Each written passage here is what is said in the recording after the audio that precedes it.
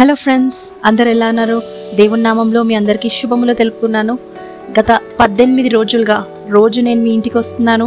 Reading the Bible with me programme ద్వారా నన్ను మీరు మీ ఇంటిలోనికి ఆహ్వానిస్తున్నారు. దానికి ప్రతి ఒక్కరికి ధన్యవాదం. మరి ఈరోజు day 19th of reading the Bible with me ప్రోగ్రామ్కు తిరిగి మిమ్మల్ని స్వాగతిస్తున్నాను. నిన్న మనము 18th చాప్టర్ని 5 పార్ట్స్గా డివైడ్ చేశాము. నిన్న పార్ట్ ఏని చదువుకున్నాం. మరి ఈరోజు కూడా Psalms 18th chapter 11 to 20 verses part బిగా చదువుకుందాం. నాతో పాటు మీరు కూడా కలిసి చదువుతారా? రండి కలిసి చదువుదాం. గుడారము వలె అంధకారము తన చుట్టూ వ్యాపింపచేసెను, జలాంధకారమును ఆకాశ మేఘములను తనకు మాటుగా చేసుకొనెను. ఆయన సన్నిధి కాంతిలో నుండి మేఘములను వడగండ్లను మండుచిన్న నిప్పులను దాటిపోయాను. యెహోవా ఆకాశమందు గర్జన చేసెను, సర్వోన్నతుడు తన ఉరిమి ధ్వని పుట్టించెను, వడగండ్లను మండుచున్న నిప్పులను రాలెను. ఆయన తన బాణములు ప్రయోగించి శత్రువును చెదరగొట్టెను, మెరుపులు మెండుగా మెరిపించి వారిని ఓడగొట్టెను. యెహోవా నీ నాసికాంధ్రములను ఊపిరిని నీవు వడిగా విడువగా నీ గర్జనకు ప్రవాహములు అడుగుభాగములు కనబడెను. భూమి పునాదులు బయలుపడెను. ఉన్నత స్థలము నుండి చేయి చాపి ఆయన నన్ను పట్టుకొను మహాజలరాశులలో నుండి తీసెను. బలవంతులకు పగవారు నన్ను ద్వేషించువారు నాకంటే బలిష్ఠులై ఉండగా వారి వశము నుండి ఆయన నన్ను రక్షించెను. ఆపత్కాలమందు వారు నా మీదికి రాగవా యెహోవా నన్ను ఆదుకొనెను. విశాలమైన స్థలమునకు ఆయనను తోడుకొని వచ్చెను. నేను ఆయనకిష్టుడు గనక ఆయనను తప్పించెను. నా నీతిని బట్టి యెహోవా నాకు ప్రతిఫలం ఇచ్చెను, నా నిర్దోషత్వమును బట్టి నాకు ప్రతిఫలం ఇచ్చెను.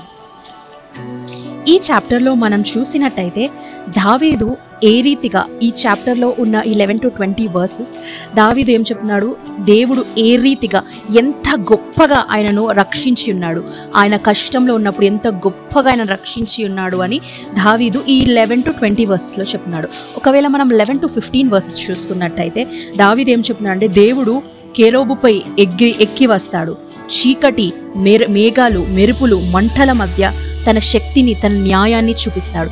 దేవుని యొక్క గొప్ప రూపాన్ని దావీదు మనకి ఇక్కడ చూపిస్తున్నాడు. ఆయన శక్తివంతమైన రూపాన్ని దావీదు 11 to 15 వర్సెస్లో చూపిస్తున్నాడు. ఏ రీతిగా ఆయన కోపించినప్పుడు ఆయన భూమి ఎట్లా వణుకుతుందో, ఆయన గర్జించినప్పుడు ఆయన నాసికాంధ్రంలో నుంచి వచ్చే గాలి వల్ల భూమి ఎలా చెల్లవుతుందో ఆ గొప్పతనాన్ని, ఆ ఆల్ మైటీ గాడ్ని దావీదు ఈ వర్సెస్లో మనకు చెప్తున్నాడు. ఎంత గొప్ప దేవుడు కదా! ఈ రీతిగా ఇంత మహిమకరమైన దేవుణ్ణి నేను పూజిస్తున్నాను అని దావీదు చెప్తున్నాడు. మరి 16 to 19 వర్సెస్ వచ్చే వరకు దావీదు ఏం చెప్తున్నాడంటే, దేవుడు నన్ను లోతైన నీటిలో నుండి లాగి శత్రువుల చేతిలో నుండి విడిపించి విశాలమైన స్థలంలోనికి ఆయన తీసుకెళ్తాడు అంటున్నాడు.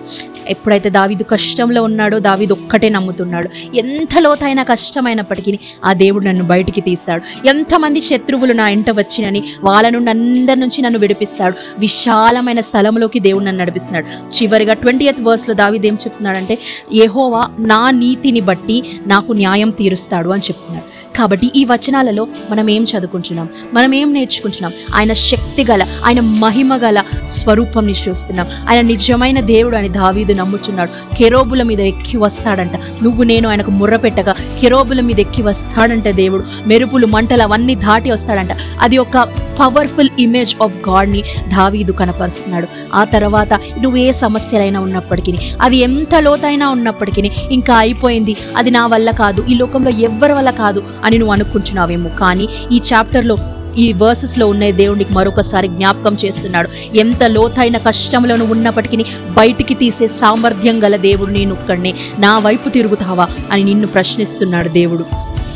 అంతేకాదు ఆయన మన బాధలో నుండి, మన కష్టాల నుండి, ఆ ఊబిలో నుండి మన బయటికి లేపి మన శత్రువుల నుంచి మనల్ని విడిపించి విశాలమైన స్థలంలోకి దేవుడు నడిపిస్తాడు అంటున్నాడు. ఒక్కసారి మనల్ని మనం జ్ఞాపకం చేసుకుందామా? మన జీవితంలో ఎన్నో పరిస్థితులు, ఇంకా నా జీవితం అయిపోయింది, నేను ఇంతే, నా లైఫ్ ఇంతే, ఇంకా అదొక డిజాస్టర్ అని నువ్వు అనుకుంటున్నావేమో. ఈ కష్టం నుండి నన్ను ఎవ్వరు విడిపించలేరు, ఎవ్వరి వల్ల కాదు అని నువ్వు అనుకుంటున్నావేమో. ఇంకా ఈ కష్టం నాకే, వేరే వాళ్ళకు ఉన్నప్పటికీ నాకు ఎక్కువ కష్టం ఇచ్చినాడు దేవుడు అని అనుకుంటున్నావేమో. కానీ ఒక్క జ్ఞాపకం చేసుకో, నీకు దేవుడు చేసిన వాగ్దానాన్ని జ్ఞాపకం చేసుకో, దాన్ని పట్టి రోజు ఎత్తి పట్టుకొని ప్రార్థించు. మరి ఒక్కసారి నీకే జ్ఞాపకం చేస్తున్నాడేమో దేవుడిచ్చిన వాగ్దానాన్ని నువ్వు మర్చిపోయినావేమో, దేవుడిచ్చిన ప్రామిస్ని నువ్వు మర్చిపోయినాడేమో. దేవుడు మళ్ళా జ్ఞాపకం చేస్తున్నాడు. నువ్వు ఎంత లోతైన కష్టంలో ఉన్నప్పటికీ నేను యెహోవాని ఆ గోతిలో నుండి తీస్తాను, నీ శత్రువుల చేతిలో నుండి నీకు విడిపిస్తాను, విశాలమైన స్థలంలోకి నిన్ను తీసుకుపోతాను, అత్యంతమైన ఆశీర్వాదమైన స్థలంలోకి నేను తీసుకుపోతానని దేవుడు జ్ఞాపకం చేస్తున్నాడు. దావీదు చెప్తున్నాడు కదా, నా నీతి వలన నువ్వు నాకు న్యాయం తీరుస్తావు దేవా అని. అంటే ఆయన ఎంత కాన్ఫిడెన్స్గా, ఆయన నీతి ఎంత కాన్ఫిడెన్స్గా ఉంది, దేవుడి ఎదుట ఆయన లైఫ్ ఎంత పర్ఫెక్ట్గా ఉంది, అంత ఇంటిగ్రిటీతో, అంత ఆనెస్టీతో, అంత కాన్ఫిడెన్స్తో చెప్తున్నాడు, దేవా నా జీవితాన్ని బట్టి, నా నీతిని బట్టి నువ్వు న్యాయం తీరుస్తామంటున్నాడు. మరి మన నీతి ఏ రీతిగా ఉంది, మన రీతి ఏ రీతిగా ఉంది, మన జీవితం ఏ రీతిగా ఉంది? ఒకసారి మనల్ని మనం పరీక్షించుకుందామా? ఒకసారి కళ్ళు మూసుకుందామా? అవును యేసయ్యా, నీకే స్తోత్రం. మహిమగల దేవుడు, నిత్యుడకు తండ్రి, సమాధాన కర్తవ్య యేసయ్యా నాయన.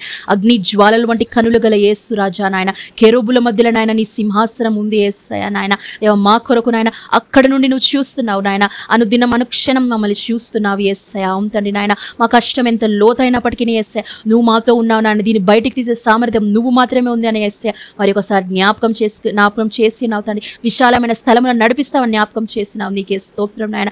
నీతిగా జీవించాలని జ్ఞాపకం చేసినావయ్యా, నీకే స్తోత్రం, నీకే మహిమ, నీకే ఘనత చెల్లిస్తున్నాం యేసయ్యా.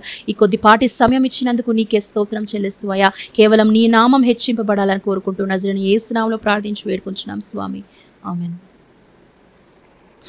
మరి అందరూ కూడా ఈ వాక్యం ద్వారా రోజు బలపడుతున్నారు అని నేను నమ్ముచున్నాను. లైక్ చేయండి, షేర్ చేయండి, సబ్స్క్రైబ్ చేయండి. తిరిగి రేపు ఉదయకాల సమయం మరలా కలుసుకుందాం. అప్పటి వరకు దేవుడి మెండైన దీవెనలు మీమైన ఉండును గాక. ఆమేన్.